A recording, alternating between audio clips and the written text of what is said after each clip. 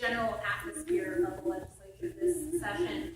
Can you guys talk about maybe some of the positive things that either you're personally working on that you think have a high likelihood of actually passing this session? Not even one? Well, they say when you're in the minority and you talk too much, you probably aren't getting anything passed. I'm not saying that's me. But I do tell people this. I don't have any legislation that I'm willing to sacrifice, be it PERS, be it prevailing wage, be it women's pay. I don't have any bill that I'm willing to die for to let some of this crap make it out. So I think that I remember, and I think it might have been Raggio, believe it or not, told me one of my very early sessions, don't ever come here with any bills that you're not willing to see fail. And that's just the true reality. And especially in an environment like this. And I know Assemblywoman Floyd is still an Assemblywoman to me, but still will want to get some positive out of what's going on right now. For me, it's not much, so I can't really speak, but it is what it is. We will, I believe, as Senate Democrats, and I know we meet very often with the Assembly Democrats, we will begin to roll out things that we are trying to accomplish while we're here.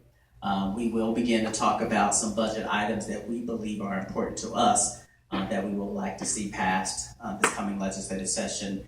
And every last one of us have a bill or two that I think that we need to do a really good job of reaching out to you guys on when they come up, so that when they feel like they don't want to pass them because someone's, as why do I keep saying Senator Brower? But because he's been but has said, if you don't think, if you don't see it our way, it's going to be a long session, basically.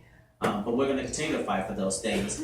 And positive, we all, I think, have some very good bills. I have an apprenticeship bill. I have some highway funds bills. I have, some other bills. I have a great bill that was heard this past week from Southwest Gas that I've been working with them on and stuff. So we definitely have some bills that I think we want to see get passed.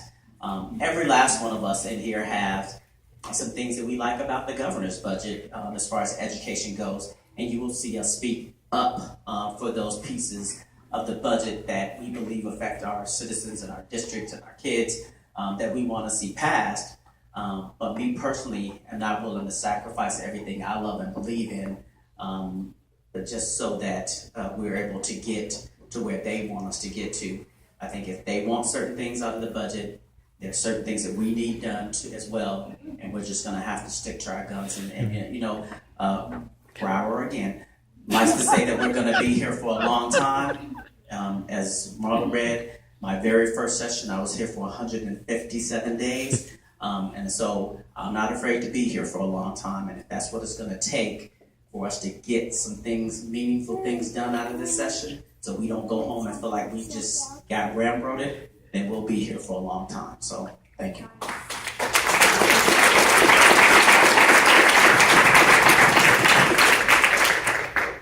I actually think there are a lot of positive things that will come out of session. I know right out of the gate it sounds like most of it's negative so far, but I agree that there will be some positive things. I mean, for me, coming from the executive branch most recently, I do see, for example, there was a task force on a governor's commission on mental health, right? I mean, a lot of their recommendations, I'm hopeful that we can get some of those through. So that's a very bipartisan issue that I'm very hopeful about.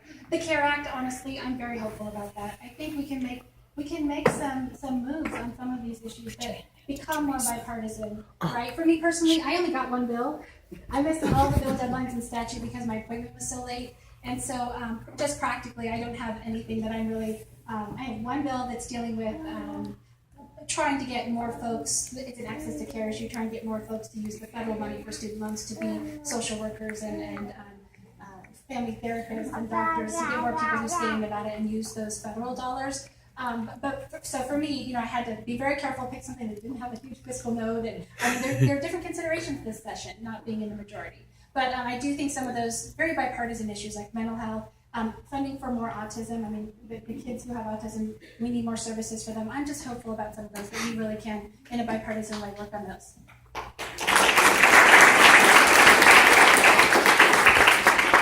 So far, it's been a pretty good session for some of us in the building. I'll say this, a lot of the bills I tend to focus on folks with intellectual abilities, seniors, populations that are more vulnerable. I chaired the interim committee on seniors, veterans, and persons with adults with disabilities.